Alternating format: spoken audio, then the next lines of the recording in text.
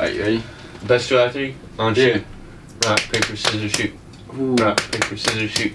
Rock, paper, scissors, shoot. Wait, if you win, do you start it, or does the other person? What is up, guys? This is another episode of Couple of Nobodies. My name is Ryan Mayo. I'm Josh Sampson. I'm Kris Gibbs. We have Kris Gibbs here today, but first we want to talk about the Nike giveaway. Now, all you gotta do $100. $100 Nike giveaway card. Don't sleep on it. All you gotta do is subscribe to the podcast either on iTunes or YouTube. Share the podcast on Snapchat, Twitter, Instagram, Facebook. Text somebody. Then send proof to mine or Josh's Instagram account. Mine is at Mr.RyanMayo. At the scooter_kid. Or you guys can look in the description and it'll be in there also. So today we got Kris Gibbs coming in for the interview, What up? man. So, Thanks for having me. you're welcome, No problem, man. man. So, for people that do not know who you are, who are you? Yeah, I'm Kris Gibbs. I am from Sturgis. We all went to high school together. I'm a content creator in Grand Rapids, Michigan now. Moved up to the city. Skateboarder, photographer, musician, model. Pretty much do a little bit of everything. So, it's dope. But, yeah, crazy. That's your life, man. It's so much. So busy. Alright, man, so me and you met from skateboarding Facts. way back in the day. Like you were in 5th grade. Like 5th, 6th grade, dude. Yeah. Like so young. Like young that's guy. half our years. Like, so how do you feel skateboarding, like, did that bring out your creative side? Was that like the first thing to bring out your creative side? Yeah, like pretty much before skateboarding, I was in like football in school. Mm-hmm. So I was in like traditional sports. Like Yeah. I did baseball as a little kid, like t-ball, like played football. And then I don't even know how I got into skateboarding. I think my cousin did it. We were riding bikes. Yo, Bro. word. I just got a phone call. We were riding bikes. Like we always did that. And I always saw skateboarders, and my cousin was like, "Yo, I'm gonna buy you a skateboard." Like, just out of the blue? Yeah, like just for Christmas one year or something. That's fine. And I remember I was doing it in my driveway all the time, like just trying to do everything. And that was when like YouTube was popping for us. Like it was big back then. Mm-hmm. So like, yeah, I would look up all the videos and just there'd be like I'd watch random videos of people. And then I really started skateboarding when I told my mom I didn't want to do football anymore because it took up my whole summer. I was like, I want to skateboard, and football is taking up too much time. Yeah. So then I like really quit and really got into it. And so, I don't know, man. Skateboarding like changes the way you look at the world. You know what I mean? Yeah, without a doubt. Like, you know, with scootering, Yeah. like, you know, with biking, like, it changes the way you look at everything. Like, it's not just a stair set anymore. Like, now it's a spot. It's like, yo, could I board Could that right Could I now? do something? Like, yeah, like, it's not just like you don't just like go downtown to the bank and like see a ledge. Like, now it's like a skate spot. And you're like, yo, Yeah. what could I do here? And like, everything changes, so. So when you're watching skateboard YouTube videos, did you like kind of like move away from like the Hall of Meat stuff where like people are nutsing on rails? Like, and everything no, like I actually liked watching those. Like, I thought they were funny. that? Like, cause like I know like some people like they will not like hear about it. Like they don't want to hear about it. They don't want to see it or anything like that. And then Yeah. just watch just people pulling out gnarly tricks and everything. Yeah, I think knowing what it takes to land a good trick, sometimes you know that sometimes you're gonna like die. So That's very true. I always like to watch them. And it was just cool to like see dudes try these gnarly tricks. And when you watch like a real video part, like you watch like Naja's part and you see him doing some crazy trick, but then you watch like the second video that's like in the related, it shows like the outtakes. Yeah. And like him like crashing. Like on how each many one. tries it takes. Yeah, and you watch Like, like it's you watch like a 15-minute video of him trying one trick, and you're like, this is gnarly. Like you see the real behind the scenes. So like editing makes it look picture perfect. yeah, Really, it's like, not. Yeah, you have no idea whether it was 2 tries or 100. Like it all looks like First Try Friday. It's nuts. Yeah, everything is first try. Without a doubt. Nuts. So what was the thing that didn't really want you to do traditional sports? I think I like the freedom in skateboarding. Like you could do whatever you want, whenever you want. Yeah. Mhm. You know what I'm saying? Like in football, you gotta wait for each play.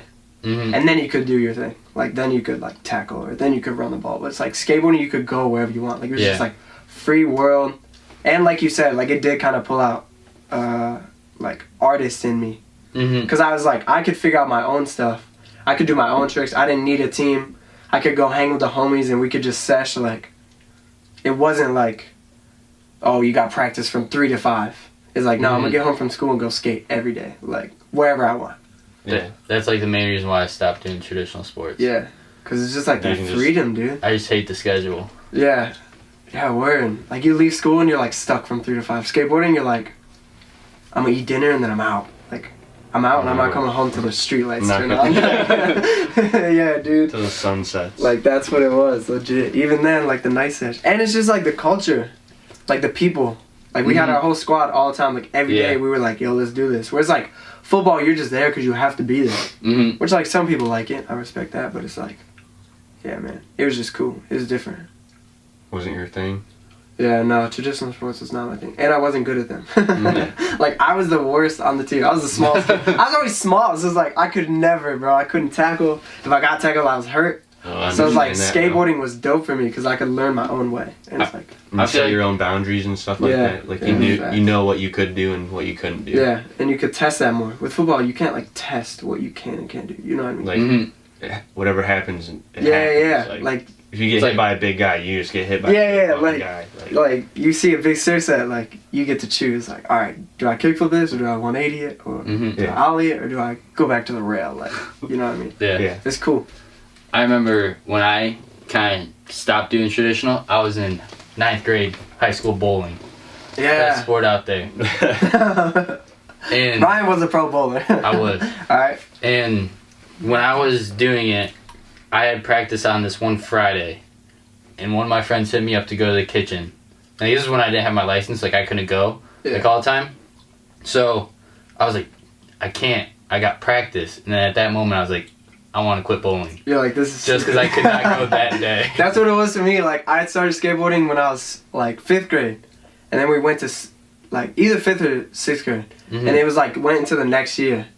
And, like, that summer ended, and, like, living in Michigan, you know, you can't skate all. Yeah. You have to, like, skate in the basement or something. Like, you get, like, one push and one trick, and then you have to restart. Shout out to Travis for the basement spot. But, yeah, and then it's, like, that next summer started, and I was like, man, like, I'm finally out of school. I get to skate every day. And it's like, I realized I had to go back to football. I, like, went home one night, and I was like, just told my mom straight up, yo, I'm a skateboard. Like, I was like, this is what I'm doing. She was so mad, but I was like, I don't care. This is way too dope. Like, every day, man, we were skating. I think it was that summer, too, that we found Susie's. The half pipe? Yeah, I found it. I was the one that told everybody about it, but you know we what's would never funny? go to it. I just thought about that, like, 2 weeks ago. I remember being a little kid and you telling me, we were playing Tony Hawk back then, so every half pipe was, like, huge. Like, straight up and down vert. And, like, I remember you told me, yo, I found this half pipe, and I thought it was that. Like, I pictured, like, we would walk up and it'd be like, yo. It's like every single half pipe they see, you're picturing the vert ramp. The crazy vert ramp, like Tony Hawk style. But then we got there and I was like, alright, this is dope, actually. Because I was scared. Like, I remember when we first went over there, because I was just chilling at my house, and then you, Bobby, and Brendan, the twins. Yeah. Those guys just knocked on my door randomly. Those guys were like the first people I skated with. Because remember, they lived like right by the church. Right over there. Yeah. And like, I was skating at the church because I was going there, like, drumming. So I was, like, skating there, and I met them. And then I met you, and then it's just, like, you just meet the whole squad, and it just grows up from there. But, dude, it just changed everything. Like, changed how I look at the world, changed my style.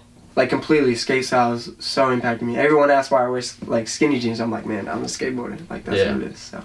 Do you feel like skateboarding, the skateboard style impacted the world? Oh, dude, all day. Like, Supreme was skate style. Supreme was skate style all day. Like, yeah, man, like, skateboard is definitely impacted. Like, everybody wears skinny jeans now. Like, everybody wears, like, classic long sleeve tees. Like, even the bigger brands, like Hurley. Like, I mean, that was a surf brand, but, like, LA, like Hurley, Ruka. Like, those are all skate styles. And, like, you see everybody wearing those now, so. I feel like before, like, the Adidas movement, like, Janowski's. Janowski were huge, dude. Everybody had those. Yeah, because they made the Janowski Max now. Yeah. So it's like the running version, so even more people wear it. But, yeah, dude, Janowski was huge. Like, Because that was like the only Nike SB. Well, that was like the only pro skateboarder who really had like his own shoe. Yeah, and he had the biggest one. Yeah. Still to this day, dude. Yeah, everybody. Like, everyone knows what a Janowski is. #1 selling Nike SB shoe. Yeah, it's crazy. And there's so many styles. Like so many colorways. I saw one where like it was like corkboard. Yeah, dude. Yeah, and even like some of the pros like branch off. Like Shane O'Neill has his own Janowski shoe. Like it's so weird. Like Nigel got his own. Nigel, really? Yeah. Oh dang. Yeah, his just dropped everybody like gets a month their ago. I think. Yeah. I definitely think it changed everything. Like people started wearing low top and like Vans, dude. Like Vans is massive now. It's like worldwide, dude. Like that's even in street style now. Like you'll see dudes rocking like a Vans Thrasher tee, Thrasher, like Thrasher, and like Yeezys, and I'm like, dude, skateboarders did this, which we didn't know it at the time. You know what I mean? Yeah. I was like, bro, I'm just gonna rock my authentic Vans and like go skate, and like now it's like that's the thing, dude. Like the checkers. Except I feel like only like some brands like took it and ran with it because like now like DC. Yeah, true. And like that stuff. Yeah. Like DC's not as huge anymore. I think because DC didn't follow the trend. That is very DC true. stuck with the big ugly shoes and like. I used to. And you remember the wear villains? DCs every day. The villains, like the DC villain was like the moccasin style shoe. Yeah. Yeah, like The they kept loafers. making those and like no one wore those. Yeah. And they were like really weird. Like they had like orange DC. Yeah. But it's funny, you'll see like 40-year-old dudes rocking that now. Because that's what was cool back then. So like it's those people that don't follow the trends where like Vans followed it. Like you know what I'm saying? They played it smart. Yeah. And now Vans. But dude, like DVS, like DC, there's so many skate brands that just like Audio. Yeah, even Lakai. Like that just didn't follow through. Etnies I see is like now kind of trying to get on it. Yeah. But like they're just way late on it. I think the only reason Etnies is actually working, even though they're so late on it, is because like they have big skaters. Like Sheckler. Like Nigel was there for a little bit. Like the riders have been there for a long time too. Dude, yeah. Has Sheckler ever had any other shoe sponsor? Like no. I don't think so. And he's been skating for like. But it's like anybody who doesn't know Tony Hawk knows Ryan Sheckler. Yeah. Like every guy and girl in the world, I feel like when they think skateboarding, if they're not a skateboarder, they either think of Tony Hawk or Ryan Sheckler. Like so, I think that's the only reason Etnies gets away with it. But they have like the Scout shoe, like that shoe's dope. I have 2 of those. But it's like I don't even wear it for skateboarding. That's I the wear running style, right? Yeah. I wear it for like style. So it's like definitely, man. Skateboarding has changed everything in my life. Like changed the way you look at people too, and like businesses and like. Like I feel like skateboarding made me hate the business culture. Like not the business culture, but just like corporations in general, because they always wanted to kick us out. Like we couldn't skate there; they wouldn't let us. So it's like, it made me like hate traditional world, and it made me want to be this like weird outsider. And like I felt like way back, like I don't really feel like not that much now, but like before it's like everybody would always like the cliques would never like link with skateboarding. Yeah. And everything like that. It's a weird thing. Yeah, true. I feel like I hear that story a lot where it's like the skater kids are like the punk rockers. Yeah. But it's cool because now skateboarding is so different. It's everywhere. Like you can be any type of person. Yeah, bro. Like I was in high school wearing like Hollister, like literally would wear like Hollister button up and like Hollister khakis and like Sperry's. And like come 3 o'clock, like I'd be changing my skate clothes and I'd be at the skate park. Like it was weird, man. Like we definitely went through like that weird time where like now skateboarding is so cool because it changed so much.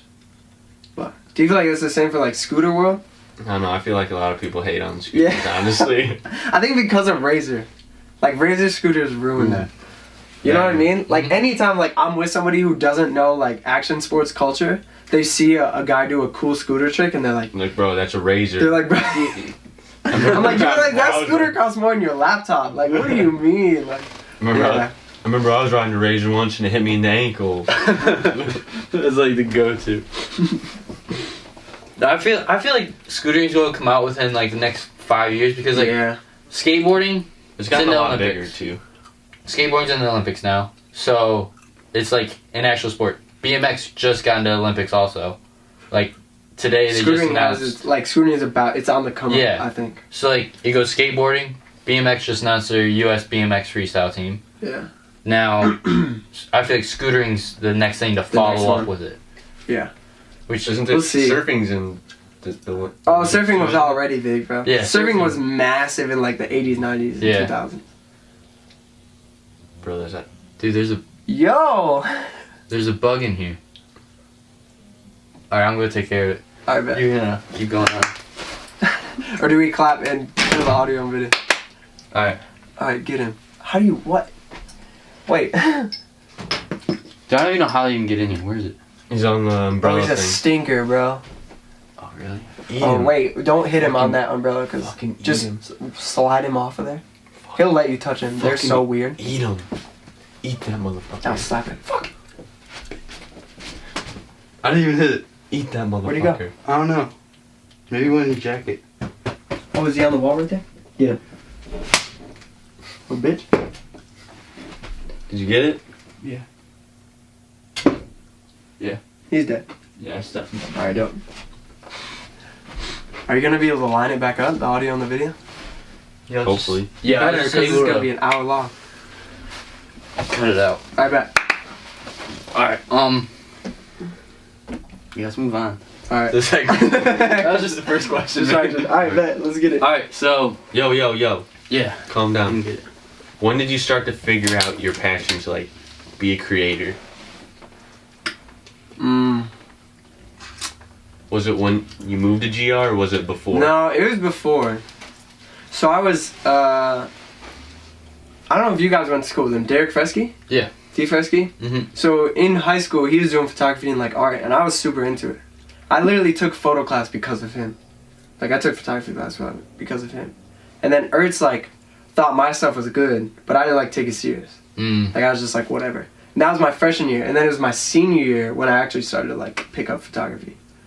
And then it was the year after I graduated, so in 2014, Derek was home from school. He had, like, 90,000 followers on Instagram at this point, which was cool to me.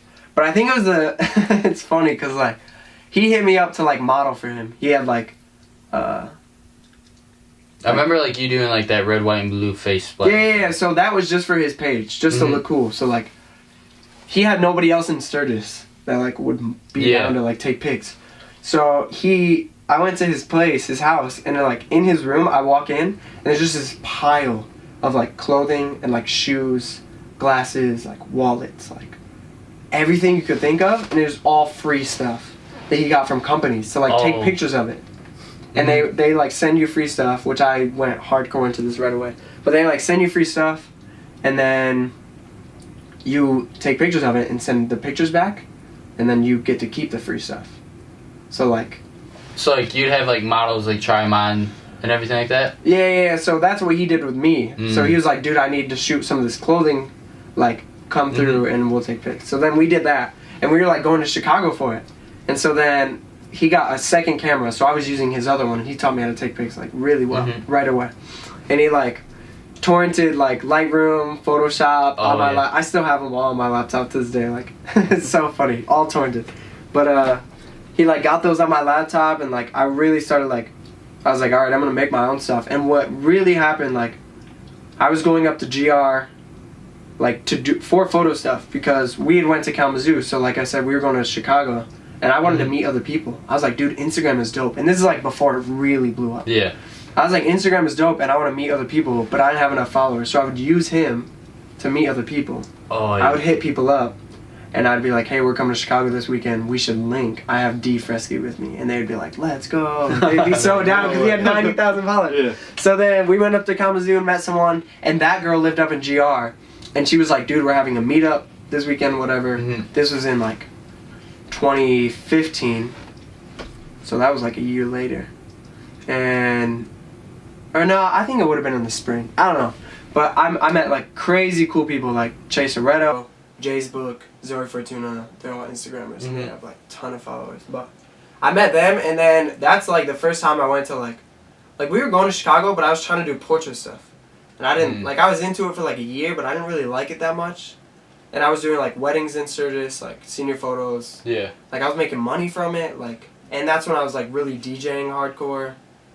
But then like it was when I moved to GR in March of 2016, like when I was going there in the fall of 2015, that I was like, dude, I want to make like city photos. And that's when I was like, I'm gonna make content. Like. Why do you feel like you drifted away from portrait and started going to city? Because what everyone else is doing. So like everybody was doing portraits, and I was following like city people from like Chicago, from like Japan, New York, London, and they were taking these dope pics with like these wide lenses and like all these buildings, and I was like, that's cool. Like, I don't know, I just thought it was cool. And it was different. Like, it wasn't what everyone else was doing, so that's why I like followed that more so. I was actually looking at Derek's Instagram like yesterday, like trying to get information for this, and he has like 365,000 followers. I remember his sophomore year he had like 10,000. Like the last time I checked it, it was like at 120. That would have been like last year. Last year. And he just blew up. Beginning of this year, he had like 200,000. Yeah, like it's insane. Nuts, dude. It's crazy how much. And like he was in school to be an architect. Like he was in architecture school. And then over that summer that I was shooting, like in 2015, or no, he went back to school. And then at the beginning of 2016, there was this agent out in LA, and they hit him up and they were like, "You should come move out here full time." And they like paid for it and they like hooked him up and like hooked him up with shoots, and like now he's doing that full time. Dang. Some of the people he shoots have like 3 million followers, like crazy, dude. That's insane. But yeah, it's nuts, man. Just like you don't know what's gonna happen next.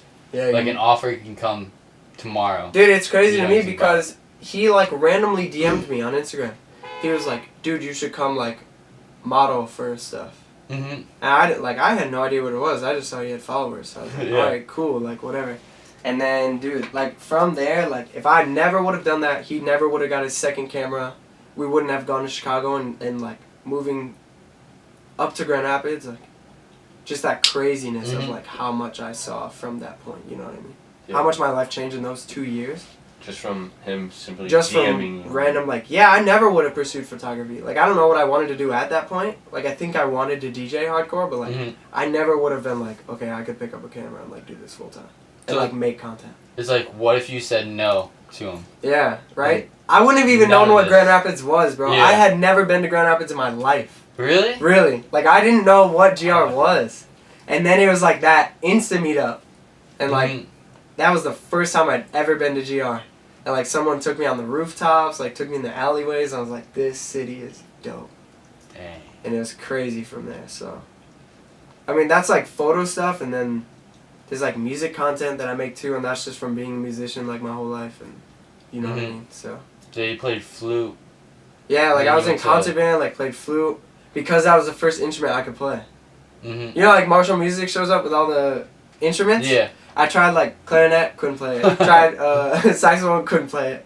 Wish I would have played the saxophone. Bro, I did. Tried like a trumpet. It's a sexy instrument, bro. Bro, it's dope. Like tried to play trumpet, couldn't play it. Like my mom was like, "All right, try that one," and it was a flute, and I was like, "This is the only one I could play." So I just did it. I played cornet. And then I got to high school, and then started playing drums.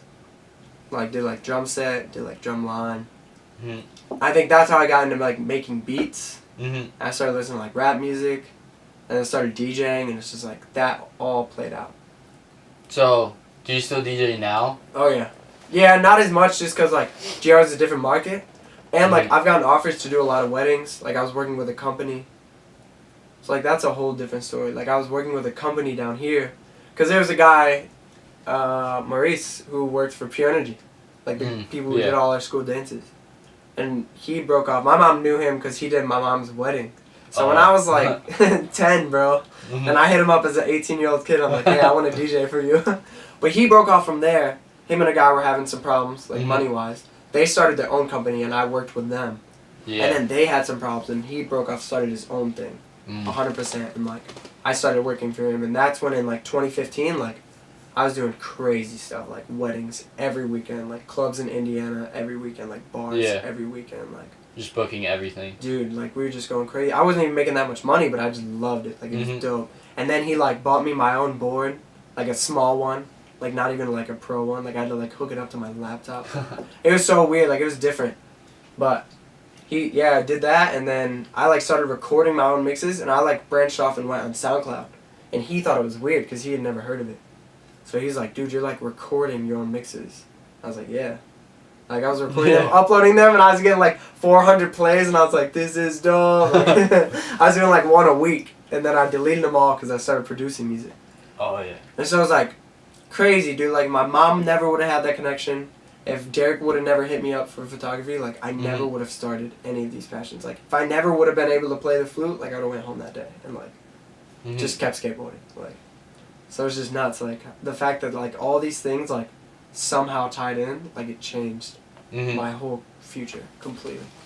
See, I feel like nowadays, like, a lot of people like trying to create content and everything like that. Just because. Yeah. Yeah, dude, everybody's a photographer, and it's so stupid. Like. Well, it's like you can pick up an iPhone. iPhone has 4K photos. Yeah, man, and that's crazy to me. Like, honestly, iPhone probably takes better pictures than my camera takes. Like, real talk. Yeah, like in portrait, dude. I can make Josh look like a 10. Yeah, like it looks so good. I'm like a 3. Yeah, man. It's like everybody's on their Instagrams, just doing whatever stuff. You know what I'm saying?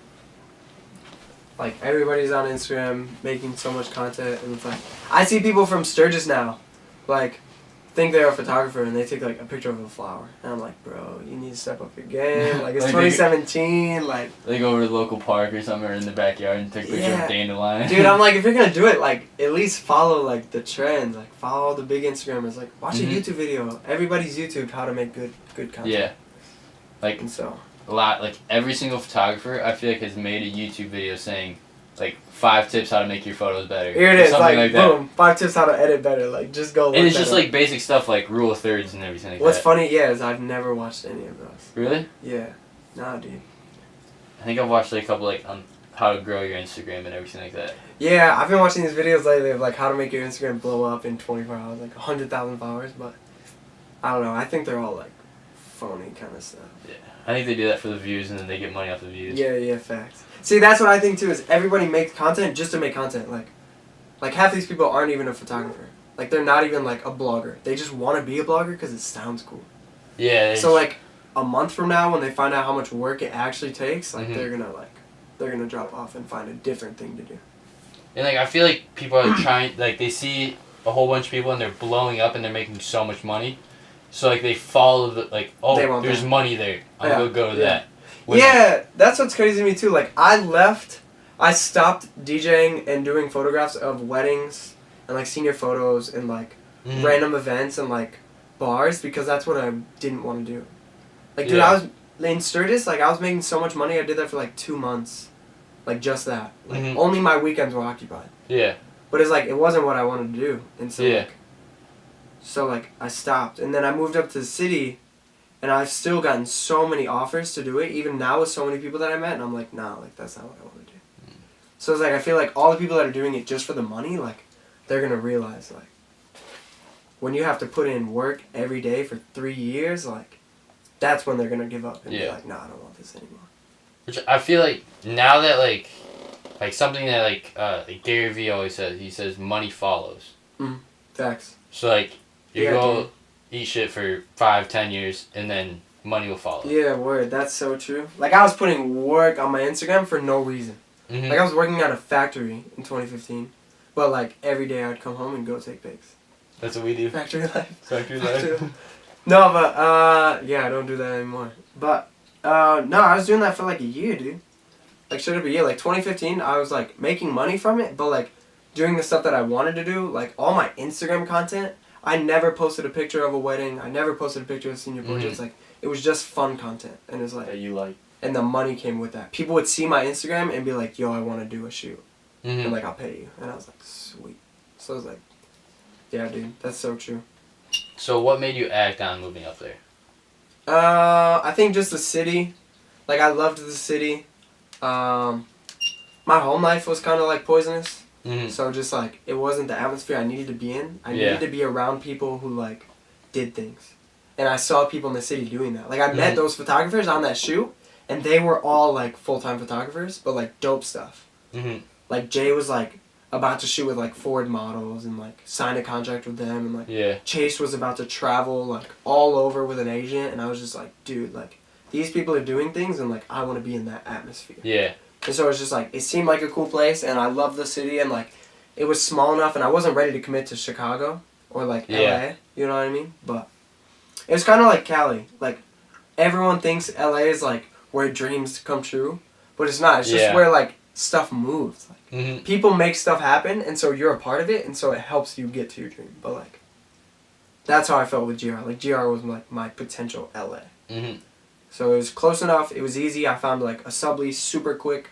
Like, there was, like, college there. Like, there was CC and Grand Valley. Like, GRCC, Campus Community College. And Grand Valley was a dope school, and I knew people who lived there, and so I was just, like, that's the city. And I moved up there.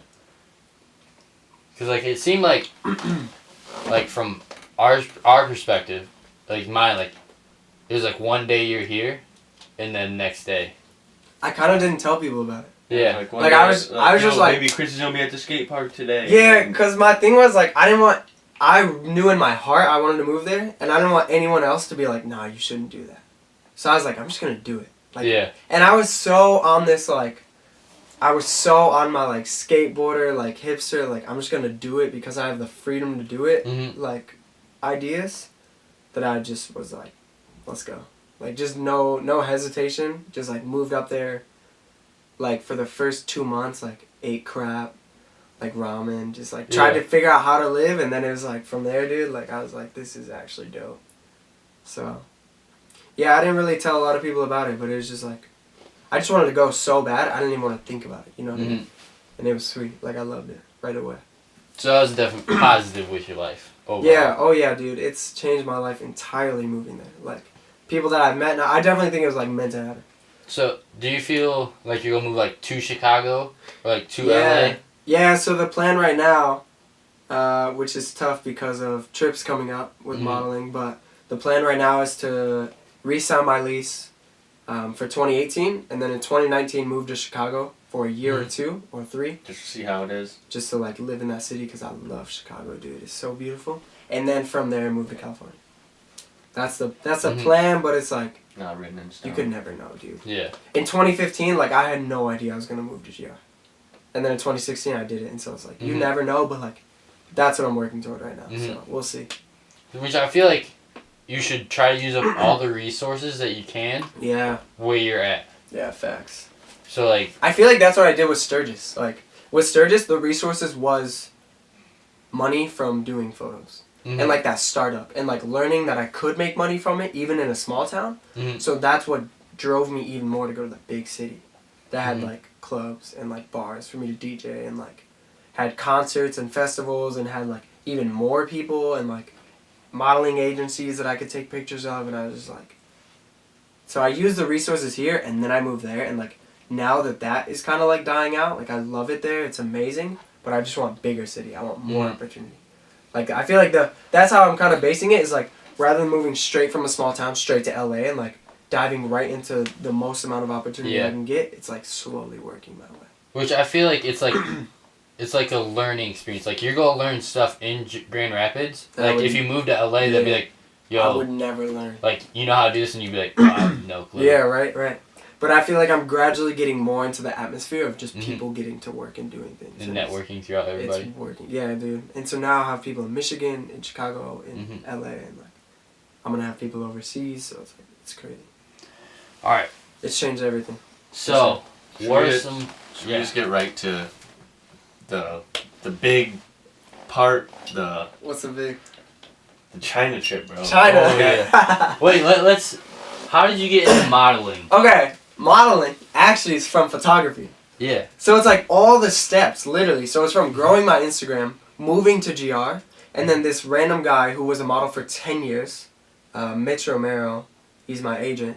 He was a model for 10 years, like, lived in Thailand for 4 years, lived in London, lived in New York for a year, lived in, like, he's been everywhere. But he was, like, 28, and he was like, dude, like, I can't do this for my entire life. Like, I need to start an agency.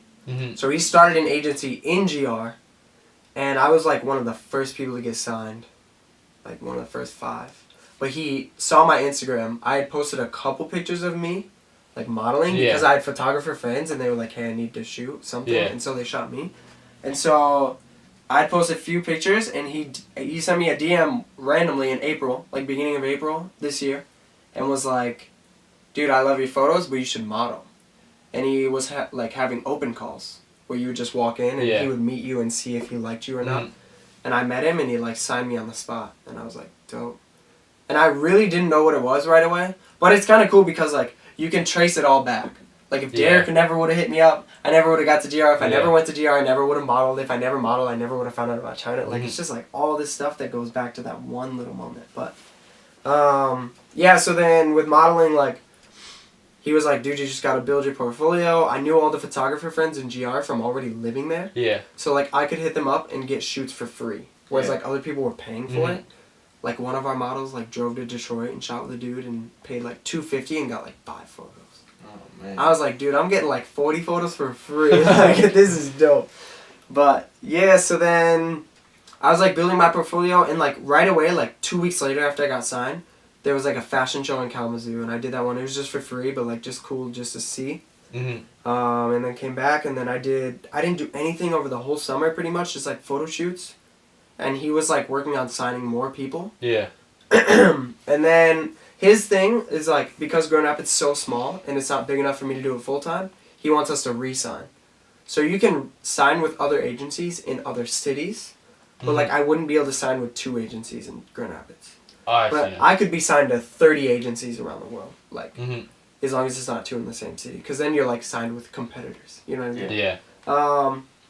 So then like. I was just doing whatever stuff. There's other guys getting signed. I was meeting them. And, like, me and this guy, Jake, did a shoot in Lansing with a cool photographer. And I think it was those photos that, like, got me signed in New York. So, one of our guys, Joe, got signed from an agency in New York. It's called Ohm. It's, like, there's BMG New York, which is, like, huge. Like, they're a big agency. And, like, Ohm was, like, a division of it. Yeah. And, like, one of our guys, Joe, got signed there. And so I hit up Mitch and I was like, dude, you should like send my portfolio to them. And they signed me. So then I got signed in New York. So I found out I'm actually going there soon. So the goal is to go before China, which is at the end of February. And then I got signed from the agency in China. So that's how I'm going there. So you got an agency, GR, New York, and China. GR, New York, China. Right now. It could be more. The goal is to get more. I almost got signed in Chicago. And I had this one agency check me out in LA. So it's like, there's like close, but it just depends. It's all timing, like, you know what I mean? Like some agencies need a skinny, tall, blonde dude. Some don't. And so it's like, if they don't need you, they might think you look amazing, but they might not want you at the time. So. Or they just don't need you at that time. Exactly. Like they just didn't need me, So, how did, like, lay out the format for the China trip. So, format China trip. I leave at the end of February. So the goal is to go to New York before. I can't go in January. I'm probably not going to go in December.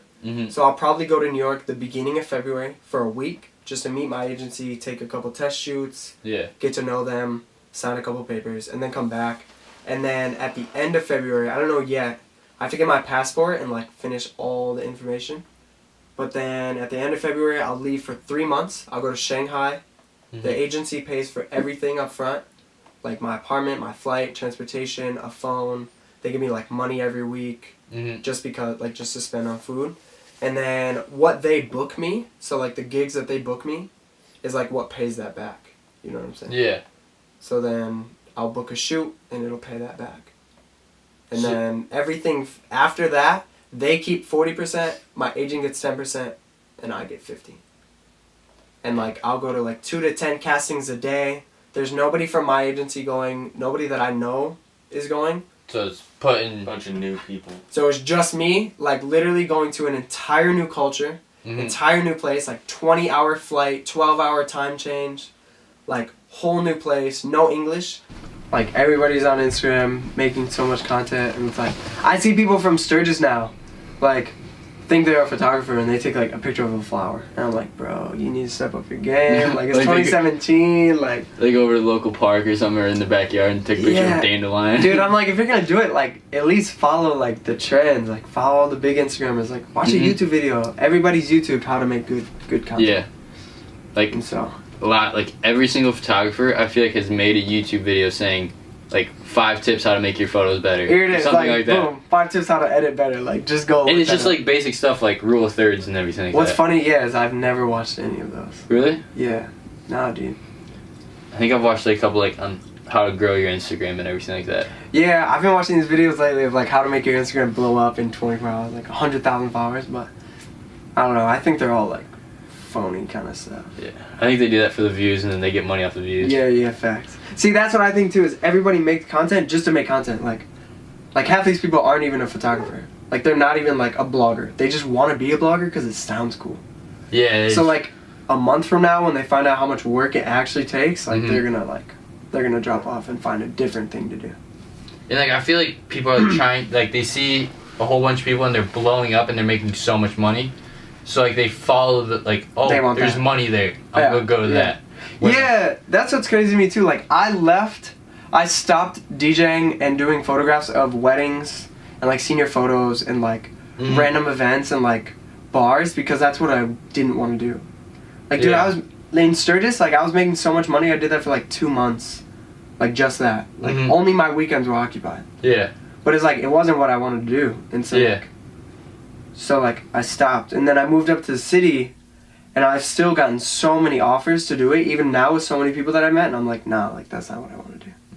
So it's like I feel like all the people that are doing it just for the money, like they're gonna realize like when you have to put in work every day for 3 years, like that's when they're gonna give up and be like, nah, I don't want this anymore. Which I feel like now that like something that like Gary Vee always says, he says money follows. Facts. So like you go eat shit for 5-10 years and then money will follow. Yeah, word. That's so true. Like I was putting work on my Instagram for no reason. Like I was working at a factory in 2015, but like every day I'd come home and go take pics. That's what we do. Factory life. Factory life. No, but yeah, I don't do that anymore. But no, I was doing that for like a year, dude. Like should have been a year. Like 2015, I was like making money from it, but like doing the stuff that I wanted to do, like all my Instagram content, I never posted a picture of a wedding. I never posted a picture of senior portraits. Like it was just fun content, and it was like that you like. And the money came with that. People would see my Instagram and be like, "Yo, I want to do a shoot," and like I'll pay you. And I was like, "Sweet." So I was like, "Yeah, dude, that's so true." So what made you act on moving up there? I think just the city. Like I loved the city. My home life was kind of like poisonous. So just like it wasn't the atmosphere I needed to be in. I needed to be around people who like did things, and I saw people in the city doing that. Like I met those photographers on that shoot, and they were all like full-time photographers, but like dope stuff. Like Jay was like about to shoot with like Ford models and like sign a contract with them, and like Chase was about to travel like all over with an agent, and I was just like, dude, like these people are doing things, and like I want to be in that atmosphere. Yeah. And so it's just like, it seemed like a cool place, and I loved the city, and like, it was small enough, and I wasn't ready to commit to Chicago or like LA, you know what I mean? But it was kind of like Cali. Like, everyone thinks LA is like where dreams come true, but it's not. It's just where like stuff moves. Like, people make stuff happen, and so you're a part of it, and so it helps you get to your dream. But like, that's how I felt with GR. Like, GR was like my potential LA. So it was close enough, it was easy. I found like a sublease super quick. Like there was like college there, like there was CC and Grand Valley, like GRCC, Minneapolis Community College, and Grand Valley was a dope school, and I knew people who lived there, and so I was just like, that's the city, and I moved up there. Cause like it seemed like, like from our perspective, like mine, like it was like one day you're here, and then next day. I kind of didn't tell people about it. Yeah, like I was just like, maybe Kris is gonna be at the skate park today. Yeah, cause my thing was like, I knew in my heart I wanted to move there, and I didn't want anyone else to be like, nah, you shouldn't do that. So I was like, I'm just gonna do it. Like, and I was so on this like, I was so on my like skateboarder, like hipster, like I'm just gonna do it because I have the freedom to do it, like ideas, that I just was like, let's go. Like just no hesitation, just like moved up there. Like for the first 2 months, like ate crap, like ramen, just like trying to figure out how to live, and then it was like from there, dude, like I was like, this is actually dope. So, yeah, I didn't really tell a lot of people about it, but it was just like, I just wanted to go so bad, I didn't even want to think about it, you know what I mean? And it was sweet, like I loved it right away. So that was definitely positive with your life. Overall. Yeah, oh yeah, dude, it's changed my life entirely moving there. Like, people that I've met now, I definitely think it was like meant to happen. So, do you feel like you're gonna move like to Chicago or like to LA? Yeah, so the plan right now, which is tough because of trips coming up with modeling, but the plan right now is to re-sign my lease for 2018, and then in 2019 moved to Chicago for a year or 2 or 3. Just to see how it is. Just to like live in that city because I love Chicago, dude. It's so beautiful. And then from there, moved to California. That's the plan, but it's like not written in stone. You could never know, dude. Yeah. In 2015, like I had no idea I was gonna move to GR, and then in 2016 I did it, and so I was like, you never know, but like that's what I'm working toward right now. So we'll see. Which I feel like you should try to use up all the resources that you can. Yeah. Where you're at. Yeah, facts. So like I feel like that's what I did with Sturgis. Like with Sturgis, the resources was money from doing photos. And like that startup and like learning that I could make money from it even in a small town. So that's what drove me even more to go to the big city that had like clubs and like bars for me to DJ and like had concerts and festivals and had like even more people and like modeling agencies that I could take pictures of. And I was just like, so I used the resources here and then I moved there, and like now that is kind of like dying out, like I love it there, it's amazing, but I just want bigger city. I want more opportunity. Like, I feel like that's how I'm kind of basing it, is like, rather than moving straight from a small town straight to LA and like diving right into the most amount of opportunity I can get, it's like slowly working my way. Which I feel like it's like, it's like a learning experience. Like, you're going to learn stuff in Grand Rapids. Like, if you move to LA, they'd be like, yo. I would never learn. Like, you know how to do this, and you'd be like, oh, I have no clue. Yeah, right. But I feel like I'm gradually getting more into the atmosphere of just people getting to work and doing things. And networking throughout everybody. It's working. Yeah, dude. And so now I have people in Michigan, in Chicago, in LA, and like I'm going to have people overseas, so it's like, it's crazy. All right. It's changed everything. So, what are some... Should we just get right to the big part, What's the big... The China trip, bro. China. Oh, yeah. Wait, let's... How did you get into modeling? Okay, modeling actually is from photography. Yeah. So it's like all the steps, literally. So it's from growing my Instagram, moving to GR, and then this random guy who was a model for 10 years, Mitch Romero, he's my agent. He was a model for 10 years, like lived in Thailand for 4 years, lived in London, lived in New York for a year, like he's been everywhere. But he was like 28 and he was like, dude, like, I can't do this for my entire life. Like, I need to start an agency. So he started an agency in GR, and I was, like, one of the first people to get signed. Like, one of the first 5. But he saw my Instagram. I had posted a couple pictures of me, like, modeling, because I had photographer friends, and they were like, hey, I need to shoot something. And so they shot me. And so I had posted a few pictures, and he sent me a DM randomly in April, like, beginning of April this year, and was like, dude, I love your photos, but you should model. And he was like having open calls where you would just walk in and he would meet you and see if he liked you or not. And I met him and he like signed me on the spot. And I was like, dope. And I really didn't know what it was right away. But it's kind of cool because like you can trace it all back. Like if Derek never would have hit me up, I never would have got to GR. If I never went to GR, I never would have modeled. If I never modeled, I never would have found out about China. Like it's just like all this stuff that goes back to that one little moment. But yeah, so then with modeling, like, he was like, dude, you just gotta build your portfolio. I knew all the photographer friends in GR from already living there. Yeah. So, like, I could hit them up and get shoots for free. Whereas, like, other people were paying for it. Like, one of our models, like, drove to Detroit and shot with a dude and paid, like, $250 and got, like, 5 photos. Oh, man. I was like, dude, I'm getting, like, 40 photos for free. Like, this is dope. But, yeah, so then I was, like, building my portfolio. And, like, right away, like, 2 weeks later after I got signed, there was like a fashion show in Kalamazoo, and I did that one. It was just for free, but like just cool just to see. And then came back, and then I didn't do anything over the whole summer pretty much, just like photo shoots. And he was like working on signing more people. Yeah. And then his thing is like, because Grown Up it's so small and it's not big enough for me to do it full time, he wants us to re-sign. So you can sign with other agencies in other cities, but like I wouldn't be able to sign with 2 agencies in Grand Rapids. Oh, but I could be signed to 30 agencies around the world, like, as long as it's not 2 in the same city, because then you're, like, signed with competitors, you know what I mean? Yeah. So then, yeah, like, I was just doing whatever stuff, there's other guys getting signed, I was meeting them, and, like, me and this guy, Jake, did a shoot in Lansing with a cool photographer, and I think it was those photos that, like, got me signed in New York.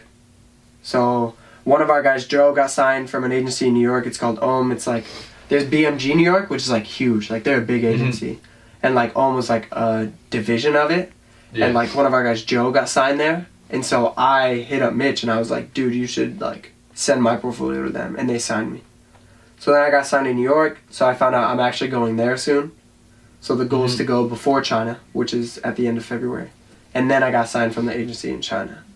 So that's how I'm going there.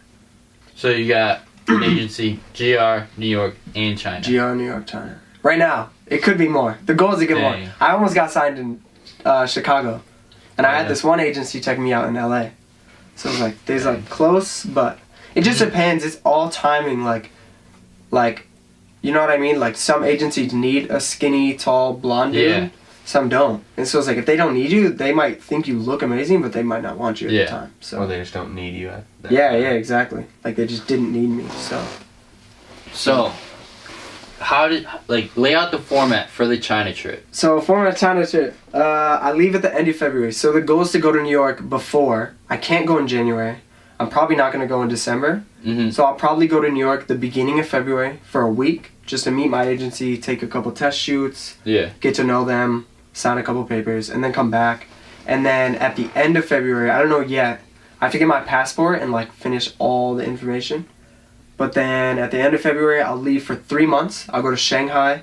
The agency pays for everything up front, like my apartment, my flight, transportation, a phone. They give me like money every week, just because, like, just to spend on food. And then what they book me, so like the gigs that they book me, is like what pays that back. You know what I'm saying? Yeah. So then I'll book a shoot and it'll pay that back. And then everything after that, they keep 40%, my agent gets 10%, and I get 50%. And like I'll go to like 2 to 10 castings a day. There's nobody from my agency going, nobody that I know is going. So it's putting a bunch of new people. So it's just me, like literally going to an entire new culture, entire new place, like 20-hour flight, 12-hour time change, like whole new place, no English, and then I meet, you know. No Chinese? 20, I don't know any Chinese. You gotta get Google Translate. No, I don't have to though. My agent was like, dude, I was like, what if I need food? Like, what do I do? And he's like, it's a lot of pointing. You just point everywhere. Just point. Yeah, that's it. Like, so that's the goal. But yeah, I'll have roommates from other places. So I'll meet other people, and like, I'm a super social person, so I'll learn who they are, and I'm sure I'll become cool with people. But yeah, so basically probably 5 to 6, maybe even 7 days a week, I'll have 2 to 10 castings a day. So it's kind of like, castings are like auditions. Yeah. So it'd be like PacSun would call them up and be like, hey. Is it for PacSun? Or no. do you not know what it's going to be for? It could be any company or any brand. Like, it's for a ton of different companies and brands. But they'll call that agency up, and it's Shanghai, so it's huge. Yeah. But it'll be some Chinese brand. It could be clothing. It could be acting. It could be a fashion show. It could be anything, literally. Like. So you could be in like a little. Dude, I could be like film? A hand model. I could be like in a film. Yeah, like I could be an extra. I could be like just a voice person. Like sometimes they'll literally cast for like voice people over something. Like, wow. It's crazy, man. They do a ton of stuff. Like modeling world is insane because you literally get everything. But yeah, Jake, he actually went out to LA for a month. His first casting on his first day was for PacSun. Really? So what happens is like you walk in and like you go, and typically a lot of people from your agency go, and then there are other people from other agencies and bigger companies like that. They'll have like 200 people show up. And basically they'll put you in front of the set, whatever they need you for, if it's like a photography, like a photo shoot. And the photographer will take 5 photos of you real quick. You'll just do 5 quick poses, and then they go to the next one. And then the PacSun like creative director will be there, and he'll choose which models he wants.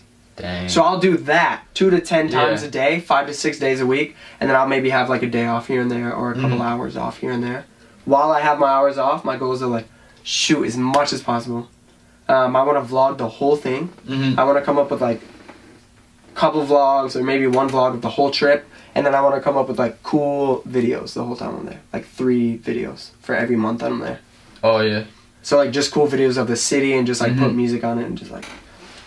So is that like something that you're learning right now in order to prep? Yeah. So I'm using GR. Like I just started learning video.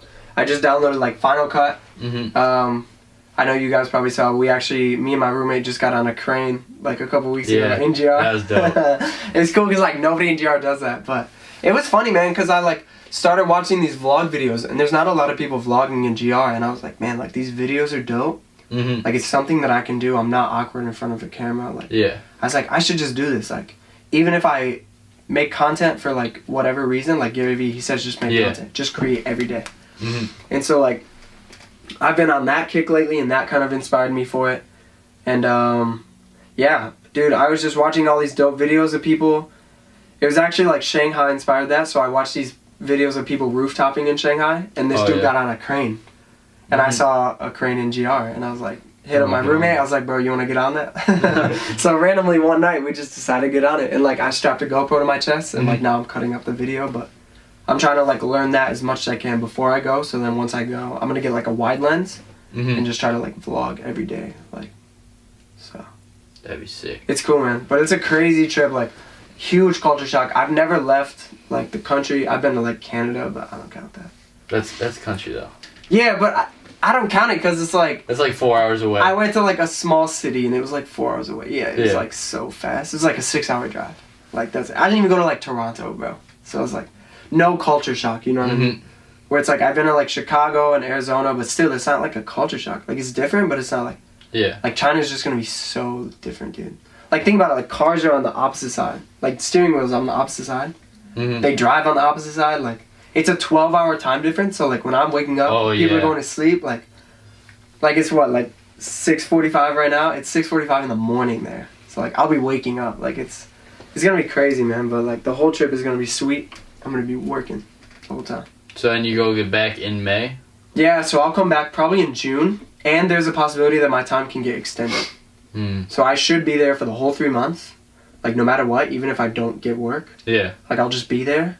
And the cool thing too is like, let's say like all the modeling jobs I do, it doesn't pay back what they paid for it. Like the flight, the apartment, all that, I don't owe anything at the end. Dang. So like either way, it's a free trip for me. Yeah. It's just like, I've been craving travel lately. I've been wanting to do it, especially starting vlogging, starting really getting into photography. Like, so it's going to be sweet, man. But yeah, it's so nuts, dude. Dang. China's like, which like, from being in BMX and everything, like I see people, like I know people that travel the world in BMX, dude, and like just seeing like on their Instagram story, like it's just insane. That's low key one of like my most excited parts is to take my skateboard, like, cause like word on the street is that like China security, like they don't kick you out, and they have like amazing ledges, and Shanghai's a massive city, dude. Like it's bigger than Chicago. We're gonna get lost. I can't wait to get lost, dude.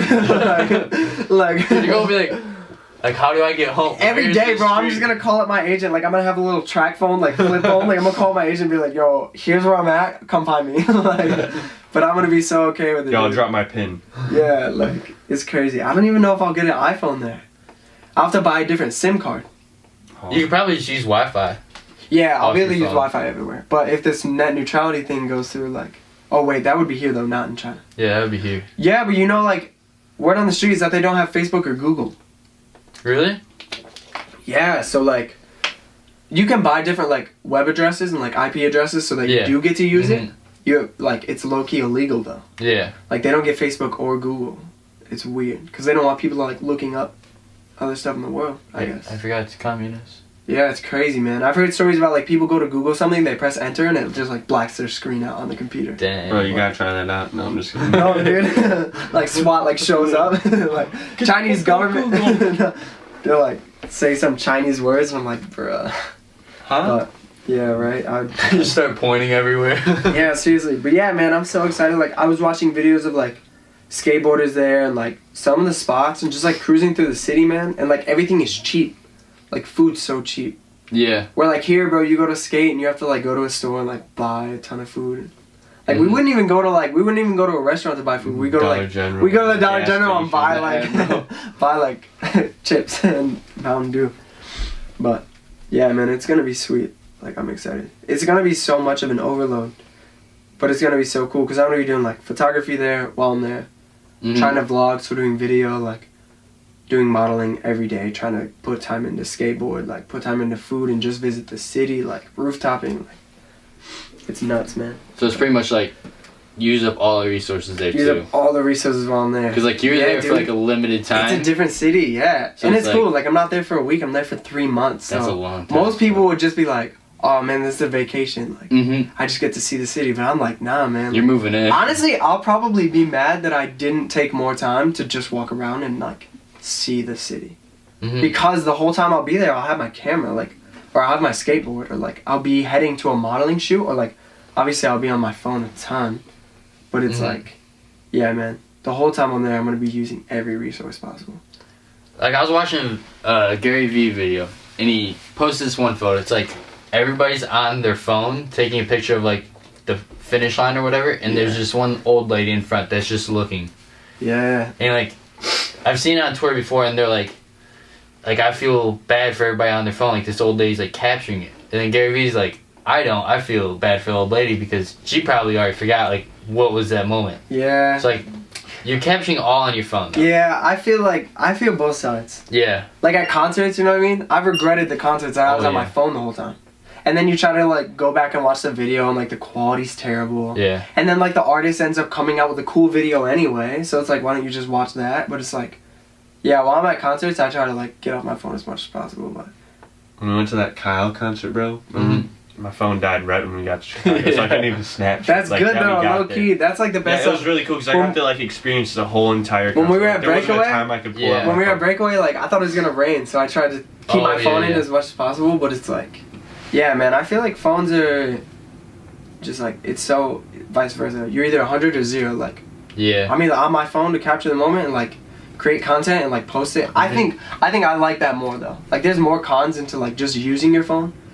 Like when I'm in China, like I can walk around and like look around and really take in the moment, but like, or I could take a picture, post it online, everybody sees it, like it could blow up, whatever, like it could get liked by a ton of people, whatever, like I could use it in something, I could use it in a video. Photo, like, I remember taking this photo. Like, yeah, like I was actually in China. Yeah. Like this wasn't. I think it's different though. Like when you're always on your phone, like that's bad. That's where you're like missing out on the world. Yeah. So, like if I'm not creating content, I'm like phone away. Like what am I doing in the moment? So like when I was over at Lala during the Chance concert.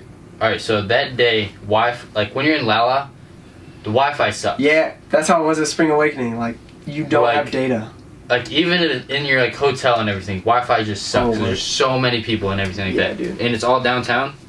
So and, like the data was even horrible because like it doesn't get cleared till like midnight. Yeah. To like 2 hours after. So like we'd have to stay up until midnight to post everything on Snapchat, and I forgot to do that one day, and it was the Saturday, so it was the Chance concert and everything, so I forgot to do that, so I got like half of the Chance concert recorded on my phone, but like I spent like all that time like during the first half on my phone, it's like I can't look back at it now. Yeah, man. Put it on Snapchat. I think like what I do when I'm at a concert is like I pick the worst song. To Snapchat? To take all the pictures and videos, because like, why would I want to live that one? You know what I mean? Yeah. Like when Travis Scott was at Breakaway. Oh yeah. I don't remember what song he did. It was one from the old album. I didn't even know what it was. I was like, this is the song that I'm gonna take all the videos. And I took like one of Goosebumps, and that was it. But the rest of the moment, like I was turning up, man, because that concert was crazy. Travis is insane. Yeah, but yeah, man, I feel like if you're not creating content, like shouldn't be on your phone. And two, like people always just try to post. Like I always make sure I save everything and post it later. Yeah. Because, like, I just take the pic or the video, save it, and I'm like, let me get right back into the moment. I don't waste time, you know what I mean? Yeah. So, I think I'm going to try to reciprocate the same thing with China while I'm there. So, you live a pretty positive lifestyle. Always. Like, what are some things that you do that create a positive lifestyle for you? Oh, man, this is huge. I think it's huge. Like, first of all, you have to surround yourself with the right atmosphere. Always. Like if I'm surrounded, I mean, I'm gonna reciprocate that. Yeah. I think that's so true. Just because it wear off. Yeah, man. Just because, like, I just read this thing or listened to this video last night, and it was this lady talking about like positivity, and she was talking about like the group of friends that you have, and if it's like if people aren't as excited as you when you share news, then they're not your real friend. Yeah. Like if they just try to pull you down, or if they're on like a low level of excitement, like they're not the right person. And like I feel like it's like the way that you are, like since you're such a creative person, you have somebody that's like another like so positive and everything, dude, but if you're not as creative, like they're like in like the business side of things and everything, then it's just like a totally different atmosphere for it. Yeah, for sure. So I think surrounding yourself with the right people, perspective every day. Mm-hmm. Like I had this girl the other day, like we were at work, like I'm working in the mall like part-time. We were at work and she was like, yeah, like last year my parents gave me like this $100 gift card to this store, and like my brother got this like this dope like something, whatever he wanted. Mm-hmm. And she was like, all I got was a gift card. And I'm like, dude, last year like I didn't get anything from my parents. So like, yeah, like I'm not saying that for sympathy, but like perspective, dude. Like somebody out there has it way worse. Yeah. Like, think about all the people who are getting nothing, like, and you're whining about this. Like, perspective is huge, man. Especially when it comes to like when people think they're in a bad spot in their life. I think it's important to like humble yourself and look at positivity in every situation. Mm-hmm. But also, if you can't find positivity, just know that everything is vapor. Yeah. Yeah, like if you haven't looked up the vapor meditation, look it up. It's the most important thing. Like it's like a 10-minute video and it talks about like everything in the world is vapor, dude. And it's like sad to think about, but it's like so like freeing, like such a free thought to think like everyone's gonna die. Yeah. Everything's gonna be gone. Everything you've ever dealt with or ever seen or ever known, like it's all gonna be gone. So like why are you caring about this one stupid little, why are you caring about the fact that like your Snapchat won't upload, or like your friend didn't text you back, or like that other person doesn't like you? Like stop, like it's all vapor, dude. Yeah, it's crazy. Which like you can use as like motivation too, like because like Gary Vee's motivation is you're gonna die. Yeah, I love that. That's my favorite video where it says, bro, if I'm a doctor, like I can give you the 100% like diagnosis, you're gonna die. I don't know if it's in 6 months or in 60 years. What are you gonna do with that info? Like like you're gonna die, dude. You're going to. Like, do you want to be a negative piece of crap all your life, or like do you want to do something and stay positive and like be known as the person that always lifts people up? And like dude, it's just crazy, man. Like there have been times where I've had like no money and I'm like, dude, I have no idea what I'm gonna do, but I'm like, I bet right now in 5 years this moment won't matter. Yeah. And it's just like, it's crazy to think like that. And I feel like when you have a positive mindset, you get a productive mindset. So when I'm thinking positive, I'm productive. When I'm thinking negative, I'm like, man, I just want to like lay in bed. Yeah. Or like, man, I just like, I don't want to do anything. I just want to worry about this or stress about this stupid thing, rather than like literally in that moment, in those moments where I've had no money or like my car breaks down, I'm like, in 5 years, bro, this won't matter. I just like get productive. I'm just like, all right, cool, I'm on to the next thing. And like I'm doing something dope with my life at that moment. So it's like, yeah, man, living a positive mindset is definitely the most important thing anybody could do, I think. All right, so your favorite podcast is the Cavion podcast, correct? So if you guys do not know the Cavion podcast, it's Short Story Long by Kris. And Cavion is Cavion Sturdivant. Cavion Sturdivant. He's a real estate agent, a realtor. Also he's a life coach. Life coach, yeah. So he talked a lot about affirmations, man. Yeah, dude. Have you started any? I think in my head, not the way he does. He says write them down. I've actually, since that podcast, gotten really good at writing my goals down. So like every day, I started doing it on paper, which I do believe like some things do literally need to be written so you can remember it. Like I'm the type of person where if I want to learn something, I have to write it. Yeah. So like a lot of times in school, I would literally have like a whole chapter to read, but I had to rewrite it to learn it. Like it's just how I learn. But like, I've been doing it in my notes, especially because I got a MacBook now, so you can link notes or like Google Docs, so I can have it on my phone all the time of like my to-do list or like my goals. And I actually started that in 2016. I made a list of 5 goals, and it's like I didn't think about it at the time. I did it on the first of the year. Like I've done it every year since. I did it at the beginning of this year. I'll do it at the beginning of next year. Like I already know, I'm already pre-writing them down now. But no, I don't write it the same way he does. Like he writes like, I can do this effortlessly. Like, because he went I can't. Like he goes. It's deep, man. But I think once you put yourself in that mindset, once you talk it into existence, like law of attraction, dude, like it works for sure. Yeah, like I literally just started writing down mine, like it's huge, man. 3-4 days ago, and like I listened to the podcast like 3 weeks before you even shared it to me. Yeah, true. So it's been in my head, but it's like, all right, I think I'm supposed to start doing it. The 2 most important things about writing down goals or writing down your to-do list every day, is the fact that like number 1, you can check it off. Yeah, it gives you so accomplishment. it makes you feel productive. It makes you feel good. And number 2, you have something to work for. Mm-hmm. Like there are a lot of people who are just like wasting time. They have no idea what they're doing. Like they'll wake up, they'll come home from work or school, they'll sit on the couch and it'll be like 9 p.m. and they're like, what have I been doing? Yeah. But it's like when you have those goals, man, like you keep yourself accountable and you're like, this is what I have to do, so this is what I'm gonna do, and you block it out and like, yeah. So I wouldn't say I've like written my affirmations down, but definitely like goals. Like I need to get better like long term. So I have like daily or like micro, monthly, yeah. But I need to get better at like in 5 years. This is what I want to accomplish. Like 5 years, I want this car, or like I want X amount of followers or money. Like yeah. But, what are your goals with 2018 then?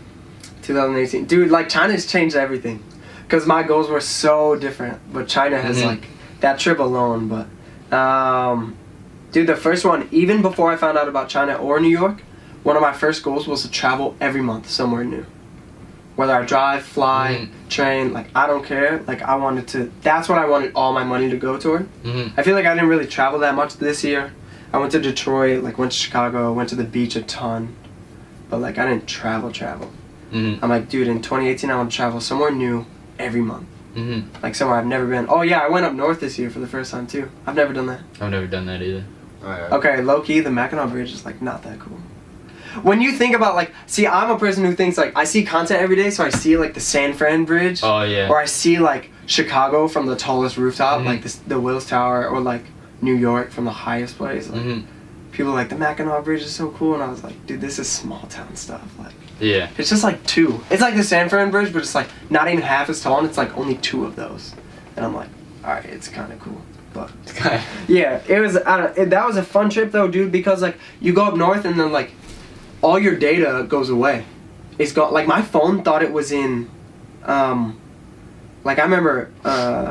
One of the person's phones that we were with thought they were in Chicago the whole time. So we'd look up a map and it would say like, you have an 8-hour drive. Like, I was like, wait, this is nuts. My phone thought it was like literally overseas, dude.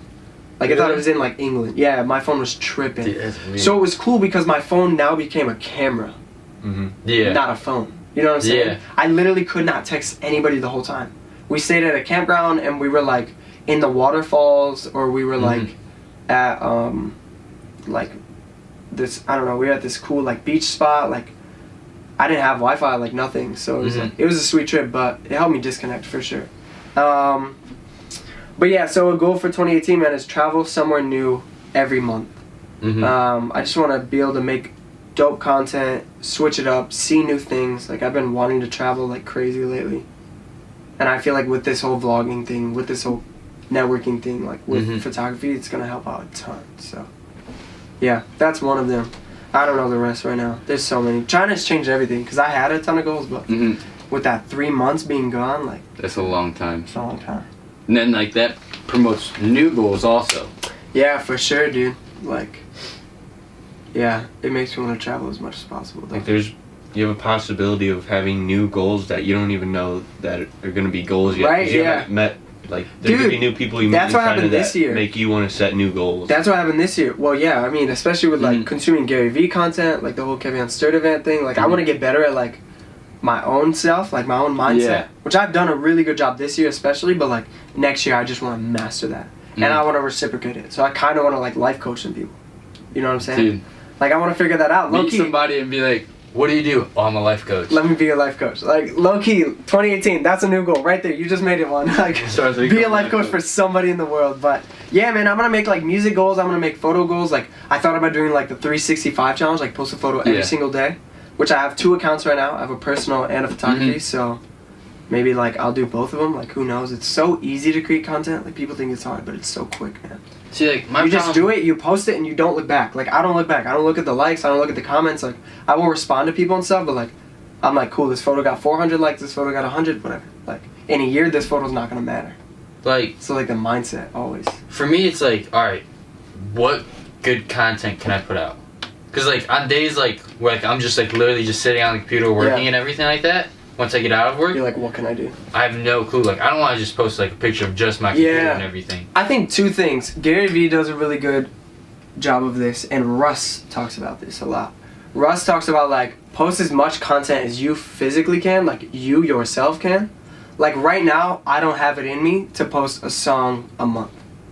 Yeah. You know, or I don't have it in me to post a song a day. I could do a song a month easily if I really wanted to, like produce a track. So the goal for 2018 is produce 52 songs, like a song a week. Dang. Because I think for myself, there's no reason why I can't. Yeah. You know what I'm saying?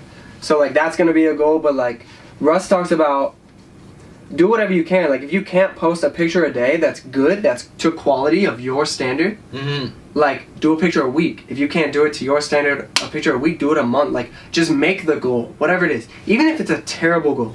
Even if it's like, yo, I'm gonna post one Instagram photo a year. Like at least you made the goal, you know what I'm saying? Yeah. Like obviously be realistic. Like I'm being realistic with myself in the sense of like next year I know I could do a song a week. There's no reason why I can't. So like somebody's gonna do it. Why isn't it me? You know what I'm saying? That's very true. So like somebody next year is gonna pop off in the music world. Why isn't it me? But yeah, so Russ talks about that, and then Gary Vee talks about it too. Like just create content and don't think about it. Like definitely think about the quality. Like you should be creating like crazy, but like just create, man. Like just post something. Post a photo of something. Like just do it. If you don't have Visco, download Visco, make it look cool. Like I would just like put yourself in the atmosphere so you know the idea. Like, dude, I'm about to post this photo. Like, I was sitting on my bed the other day, and like I was on my laptop, and like I just had my leg sitting there in like a cool way around my laptop, and my hand was there. I was like, I'm gonna take a picture of this. Took a picture, like Viscoed it. It looks sick. I'm like, I'm just gonna post it, and it's like people really think you have to be like out in some cool city or like I have to be at dinner to post like some cool pic, and it's like, dude, no, like you could if you watch all the cool vloggers or like all the cool photographers, they just like hang lights really quick, like throw a couple things on their bed, lay down and like take a picture of it, and it's like that's what's cool. Yeah. Dang. Crazy, man. But the goals for 2018. And like me and Josh, like we always like compare likes. Nah, you can't, man. It took me forever to learn that. It took me all of 2016 to learn about likes, and especially because like I was doing portraits, so I built a portrait of following. I built 2,500 followers that loved portraits. Yeah. And now I post city stuff, so I get like literally half the engagement, dude. Like my highest photo is like 650. Now I get like 100 likes per photo. Yeah. Sometimes I'll get like 200, but I see it. I'll post my model pics, 300 pics or 300 likes. Yeah. Like city photo, 100. So I've learned just like likes don't matter, dude. And it's funny because now I look back on the photos from 2016 that I cared about so much. And I thought about deleting because they didn't have enough likes. And I don't even care about them now. I'm glad I posted them. You know what I mean? I'm glad to post to see see how much I've glowed up on it. And so it's like, yeah, dude, you can't compare likes. It's like, well, it's like, you don't go like as far as like deleting. Some people do that and I'm like, you're stupid. Like, I'll be like, yo, Josh, like, my likes got like 72 in 18 hours. How many you get? And they'll be like, mine got like 50 or something like that. Yeah. And then, but it's like, we're not like bragging or anything, we're just like kind of like telling each other. Yeah. I think it's good to like self-reflect for sure. Like if I know like this photo only got 100 and this city photo got 300, like what did I do in this one that people liked a lot more? And so Instagram's made it really easy to figure that out. You can post on your stories. Like dude, something I've loved doing lately is like I'll post on my story like 5 photos and I'll ask people which one they like the best. Yeah. And I'll ask people to like DM, and I'll have people, or I'll just ask people like, yo, which one do you like the best? What do you want to see from my content? Like, so yeah, man, like people comparing is something you can never do, man. Like in any situation, I don't think there's literally any situation that you can compare ever. Like if I'm a photographer, you're a photographer, like so what? We grew up completely different lives. Like I can't even compare our skateboard lives. Like we skated every day together. We both came from like. Literally, we progressed at the same level, dude. Like, we were both skating in our driveway, recording videos, posting on Facebook. We were, like, playing games of skate. Like, we would go to the church, go to the skate park, like, go to other skate parks. Like, but we can't compare because we're just different people. Yeah. We watch different videos. We grew up in a different life. Like, just, like, you can never, ever, ever compare. That's something I'm still learning, but, like, yeah, man, that's huge. Like, I see, like, a lot with, like, the niches of Instagram, like, what you're talking about, like, with people, like, when you did portraits, how you built that Instagram up to, like, the certain amount of following, and now that you do something different, like, a different niche of photography. Man. Like, I had a BMX video, they got, like, 400 views. Never had that. Yeah. Ever. It's because that's what people want to do. I posted, like, a podcast thing, and it only got like 50 likes. And I'm like, yeah, dang. Yeah, I think it's just like, it's an importance of like knowing what's cool, but knowing what you want to do. Yeah. Because I think people will come. Like, when I first switched over to city photos, dude, I'm talking like, I was getting like 400 or 500 likes on my portraits. Switched over to city, and I post like 8 city photos in a row, and they were all like 100. And like that killed my self-confidence. I was like, dude, am I doing the right thing? And I was like, I had to just shut it off, and just like, that's where I really learned, like, you had to stop thinking and just do it. I was like, post on Instagram, and I literally had to not get on Instagram. Like, I was not allowed to check that photo for 3 days. Like, I had to force myself, because I knew if I did, all these questions would have came in, and I was like, dude, this is what I want to do, just follow it. And now, like, it's grown, and like my followers have started to like it, and I've lost a lot of those other people and like gained new people. Yeah. And so it's like, yeah. Because it's like, you gotta look at the time that how much time did you take to gain that following for the portraits? Yeah. Like versus the time to do the city. Over a year for the portraits, but because I knew what I wanted to do, and like, it was like halfway through 2016 that I like regained that following. Like, I lost like 400 and regained it, and regained the likes in like 4 months. Yeah. And it took me like a year and a half to gain the original following. So it's like, I think if you do what you want to do, if you like do what you love, and stop caring about it, stop comparing, and just like figure out what's cool, find it in a trendy way. Like, you have to insert the trendy way. Because if you just do what you love, but like it sucks, and like you're not gonna get the likes, you know what I mean? So there's like, I have a quote up there from Gary Vee, and it says, if you try it and you're true, the market will come to you. So like, that's pretty much it. But I like how Gary Vee talks about talent too. Like, if you don't have the talent, it's just like, not gonna fucking happen. Yeah, like, bro, like, I wanted to be a skateboarder, but dude, it was not in my cards. It's like, it just wouldn't work. Doing handrails at 13. Yeah. It's like, we're just, bro, we were like kickflips, and we were like, this is sick. Like, yeah, dude, it just wasn't in my cards, but like, yeah, I think if I would have kept pursuing that, I would have realized, like, alright, this isn't gonna work. So it was good that I switched over faster. Alright, so who are some people that you want to collab with? People to collab with? Dude, in China, there's so many pages that I found that I want to collab so bad with, but no, music-wise, I've been collabing with like content agencies, like creatives, like vloggers. I've been like making music for them.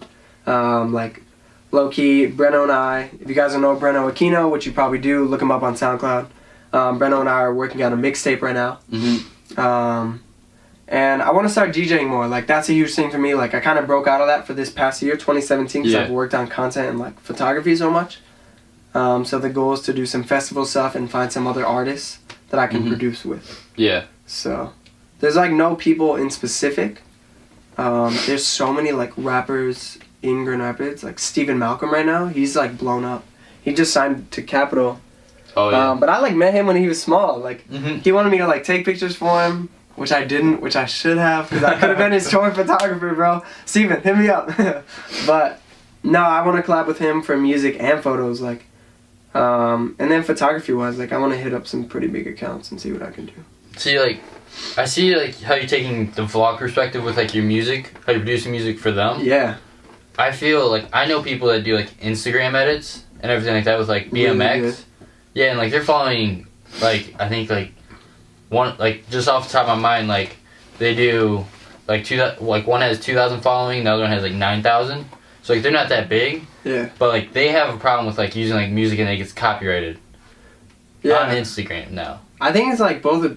I think for every person that needs any service, like, if you need photos, if you need videos, if you need an edit, like, if you need somebody to like, transcript and, like, write your subtitles, if you need music, like, first of all, offer to pay. Like, you should never want... Yeah. Like, I would say 2 things. For any vloggers that are looking for music, anybody looking for anything in the world, first of all, find it on the internet for free. Someone's put it up there for free. Yeah. You know what I'm saying? Like, like, I would be willing to give out free music because I don't have the exposure yet. Yeah. And so it's like a win-win there. But, like, somebody's posted it for free. But if you don't want to do it for free, like, if you don't want to take the time to find it, like, be willing to pay. Yeah. Just because, like, that's how the world works, man. Like, pay somebody for their art. But, yeah, for those dudes, like, Definitely, that's a tough thing. Like, everybody wants to post copyrighted stuff, but you just got to be willing to, like, take the time to search for it or take the time to pay for it. Like, it's either time or money. You got to invest one or the other. Like, you don't have an in-between, you know what I'm saying? So it's very true with it. Yeah. All right, so you said something about 5-year goals. What, off the top of your head, what 5 years from now, where do you see yourself? Oh, dude, in a different city, different state. Oh, yeah. Preferably, like, in 5 years, have moved to Chicago, live there for a year or two, move to LA. Or move to Cali. I want to say Cali, because I don't know about LA yet. But, dude, and traveling. Like, I want to do some traveling. I want to collab with, like, some big brands. Like, I want to find out how to get into some marketing stuff with some big brands. Like clothing brands? Yeah, like clothing lines, because that's, like, kind of what I'm good at. That's what I've always known. Like, that's what I started off with photography. Like, I kind of followed Derek's footsteps, so I did portraits, and I reached out to brands and would shoot for them. I know a lot of people who are starting up brands, like NGR. Like, they're just starting companies, and so I want to, like, build relationships with them. Yeah. For the long run, not just because I want to be their photographer, like, just because I know they're doing something cool and I want to be in the atmosphere. Yeah. So definitely that's a 5-year goal, but 5-year goal, man, is just to move, like, do some festivals, like, DJ some festivals, like, just figure out what I really want. So right now I'm kind of, like, under Gary's advice, I'm tasting. Taste everything? Yeah, man. So sometimes I'll get down on myself because I'm like, yo, like, I'm not a photographer yet. Like, I'm not a DJ yet. But I'm, like, tasting it all. Like, I'm like, do I want to model full-time forever? Do I want to do photography? Like, what do I want to pursue? And so kind of, I think within 5 years, I want to figure that out. Like, figure out which one I want to take and just run with it and triple down and go for it. Like, I feel like it's good to taste everything and see what you're good at. And then, like, once you find that you're good at something, literally just go with that. Sprint. And then everything else, just outsource for it. That's what I think, like how you were talking about the music and the vlog thing. Like, so I haven't started vlogging yet. Like, I'm not good enough. Yeah. How can I get in the world, though, is by music. Like, I know music. I can make music for them. And so I can get in the world that way. And it's cool. Like, I can help build my exposure that way. Like, same with skateboarding, man. Like, I'm not a good enough skateboarder, so I should figure out how else to get into the world. Like, yeah, man, though, my metaphor for it is, like, for all those kids who are in school and have no idea what they want to do, like my thing is, like, yo, you've been in school your whole life. Like, imagine drinks, like the soda machine. You've tasted Sprite your whole life. Like, you need to taste every other drink first. Like, for anybody who's, like, only been in art their whole life, like, I would recommend they try business. Try law, try nursing, try, like, all of this stuff. Like, I would just taste everything, man. For any creatives, like, taste vlogging, taste photography, taste graphic design, music, like, try everything. Try the business world, like, marketing, PR, like, yeah, man, don't just taste Sprite. Taste everything. Low key. So you just give a little bit of advice to the viewers. Yeah. So there's a lot. This is where my life coach comes in. For someone that just graduated high school, what would you tell them? Here's my complete advice, man. I'm not anti-college, but I am anti-doing what you don't love or doing what you don't know what you want to do yet. So my advice, if somebody wants to... There's so many videos, man, that I could just share. If anybody doesn't know what they want to do, hit me up. I will send you so many videos that will make you question your existence. Like, it's crazy. But, dude, honestly, I think, like, if you have a goal, right, figure out what you want to do. So that's the first step. Figure out what you want to do. And I don't think figuring out what you want to do necessitates college. I think in college you can taste stuff, but, like, if you're going to go there and, like, you're going to take pre-eds and, like, or, like, general eds, and, like, you're going to take, like, English class, math class, like, all the classes you've taken for 12 years, like, you're not going to figure anything out. You're wasting time. But, like, I think people need to figure it out first and then do it. And it's like a map, man. Like, if I have a map, like, if I have a map of the world and I'm like, yo, I want to move to London, and, like, Josh wants to move to LA, and, like, Ryan wants to move to China, like, what would you do? You would figure out the fastest way to get there. Yeah. So, like, my take on college and, like, wanting to be a photographer, like, I don't go to school to be a photographer or a musician or even, like, marketing, dude. Like, I just got offered a really good marketing job, like, turned it down because of China, but, like, zero college. But, like, I got that because of my experience in it. And so, like, I think of, like, a map, and, like, you have to figure out the fastest way to get there. And I think if I want to be a photographer, dude, if I'm trying to get there, like, I am in a horse and buggy if I go to school. Mm-hmm. Like, if you're going to school, like, you could be, if you really wanted it and you work hard and, like, you eat crap every day for a year and, like, you market yourself and you shoot as much as possible and you block every hour and you just eat crap for a year, man, like, you could be a photographer full-time by the next year. Yeah. No doubt. Like, no doubt in my mind. Like, I did it and I wasn't even trying.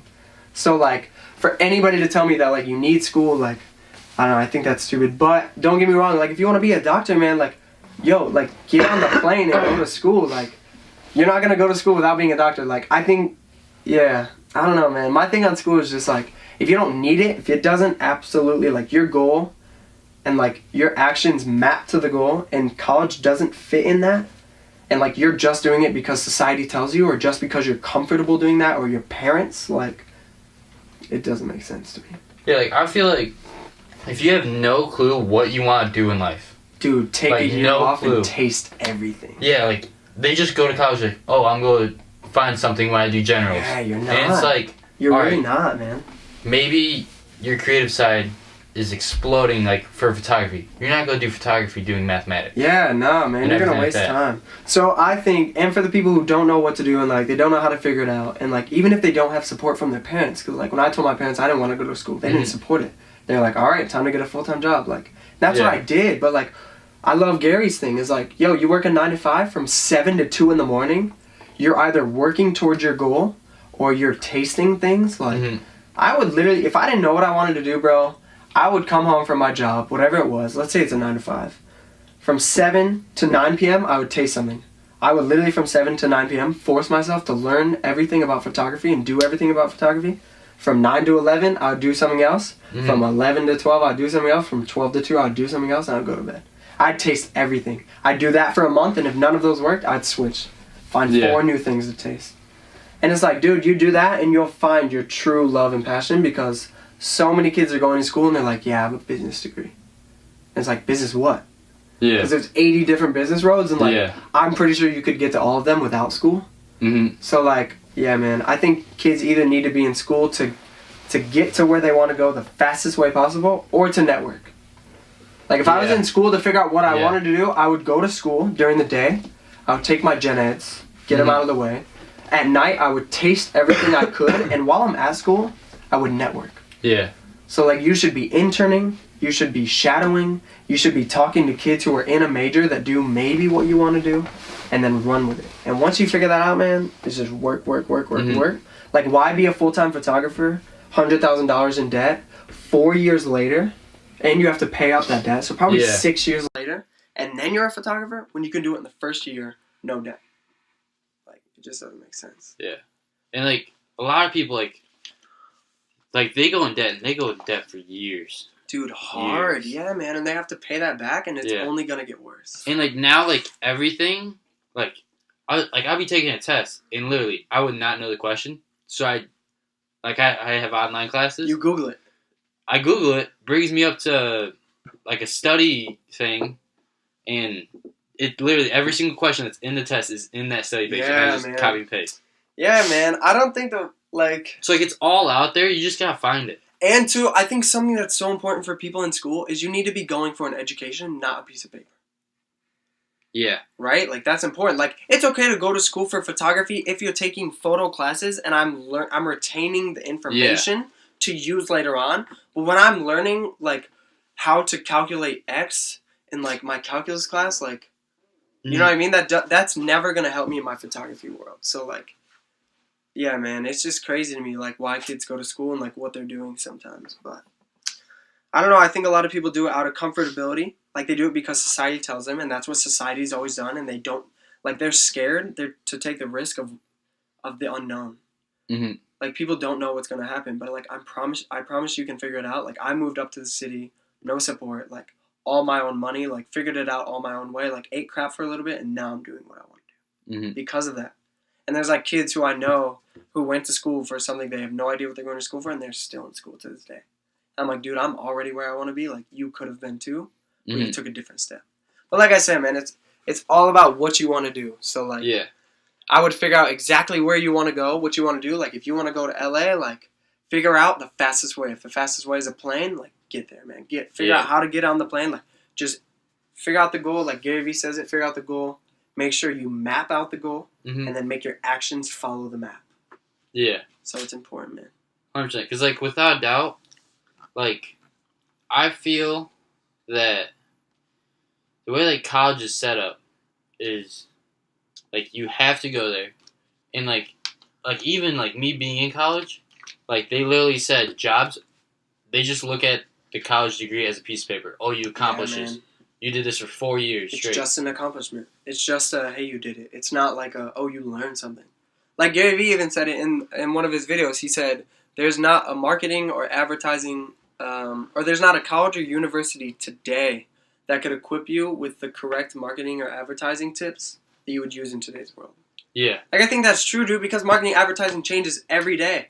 Yeah. Like, if you look at, like, man, like, you just look at all the people that are successful that made it without it, and, like, today's technology, dude, like, you don't need school for half the stuff. Like, if I want to be a vlogger, man, if I want to be a photographer, if I want to be a marketer, like, I could hit up, if you're a marketer, right, business. So think, a lot of kids are like, yeah, man, I have to go to school for this. Like, if you want to be a business person, you want to market or be like a social media coordinator or like a creative director, like, I would hit up 30 brands a day, 30 startup brands locally or in other places, and tell them, hey, I want to do your social media marketing. Give me a chance. Yeah.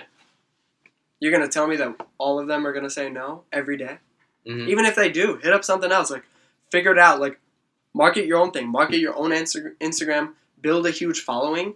And then you can start blogging and then market that. And then, like, prove to these brands. And boom, like, you just became what you wanted to be. And it's like... Like, another thing with Gary Vee is, like, do free stuff. Like, yeah, that's huge, dude. Because, like, you offer it free, they want it. Yeah, that's huge, man. That's huge for sure. Like, and you get exposure, and you get the experience. Like, you know what I mean? Like, nobody's working at McDonald's to get the experience of how to flip a burger. Like, they just want the money. Yeah. Without doubt. But it's a lot of times people will take crappier jobs for the experience, and they need that first. You know what I'm saying? Where it's like, you can offer it for free, offer to market a brand for free, and then, you know, then you can use that experience on your resume under your belt. Hey, I marketed these 4 brands. I built them to this in this year. I ran analytics on everything. I helped them grow every social media page. I even built them a website. Like, dude, once you can say all of that, now you can hit up every brand and you're like, you can go crazy. So. And it's like, I feel like with college, the way it is set up is you go through first, second year, all general stuff. Third year, man, you start to get into it. And then, like, fourth year, they're like, all right, you need to start interning and all this stuff. You need to just go intern straight out the gate. Dude, don't intern in the first year. Like, you could intern in the first year, and I guarantee if you intern somewhere, you're either going to meet somebody that's already doing it so you can ask them all the questions, or you're going to start with that business, or you're going to actually get the experience you need to go do it by the next year. You know what I'm saying? So, yeah, a lot of people, I've been, like, posting a lot lately about how I feel about it because of this Gary Vee thing, and I've always felt that way about college. Like, dude, I knew I didn't need college to learn something I already knew how to do. Like, it just didn't make sense. So I've been posting it, and a lot of people have been like, oh, you're just anti-college. And I'm like, no, I'm just anti, like, taking taking my bike to work when I can take my car. Yeah. Like, I'm anti, like, driving to LA if I want to go to LA than taking a plane. Like, I'm trying to get there the fastest way and work extra hard to get there and do it next year rather than go backwards, like, into a valley, like, super deep in debt, and then, like, work my way out, then get there. So the way I think about it, too, like, college, last thing I'll say about it is, like, everybody has their own mountain to climb, right? Yeah. My mountain is, like, I'm, like, tasting this photography, tasting all this, like, maybe, like, someone's mountain is, like, I want to be a blogger. So, like, they find their mountain. Dude, now you got to climb it. Like, why would you climb into a valley in debt? You're going to lose money and time when you can just start climbing your mountain and get there faster. You know what I mean? So it's crazy to me. But, yeah, man, I think everybody just needs to sit down and figure out what they want to do and taste everything in their life. And because of how social media has helped our world and because of how, like, YouTube has changed the world and, like, you can learn how to do everything, you have zero excuse on why you can't do it. That's very true. It's all literally right there in your pocket or in front of you. Everything, dude. Everything in the world. Everything I've ever learned from music or photography is either from asking someone who's already doing it or YouTube. Yeah. Or Google. Like, bro, I was like, how do I take a good photo? On Google, like 17,000 searches in 0.4 seconds. Mm-hmm. I just like scrolled, learned, boom, taking good photos like right away. So, it's huge, man. All right. I feel like we covered pretty much your whole entire life creating. Yeah. Practically. Content creation is huge, man. It's a crazy thing. For sure. All right, man. Is there anything you'd like to plug in right now? What do you mean plug? Like socials? Like anything you want to say? Any last words? Any last words, dude?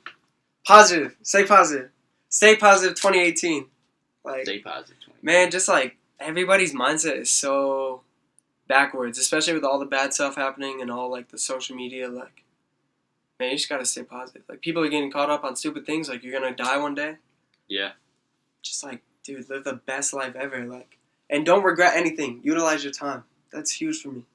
Mm-hmm. Like, people wonder why I'm working so much every day. Like, I don't take Sundays off. Like, I'm working on Sundays. Like, working on photography, working on music, and it's just like, it's just because, man, we only get so much time. Like, I don't want to wake up when I'm 40 and be like, yo, what did I do with my life? Mm-hmm. Like, I play video games. Or like, oh, I did nothing, man. Like, I want to say I accomplished something. So, definitely, man, utilize time. Look up Vapor Meditation. Look up Gary Vee. Follow this podcast. Win the Nike gift card. Win the Nike gift card. $100. Subscribe, yes. Share, send it to me or Josh. Or me, 24. And I'll send it to them for you. There's one thing, Josh, you retweeted this. It was about Gary Vee and about being 92 years old.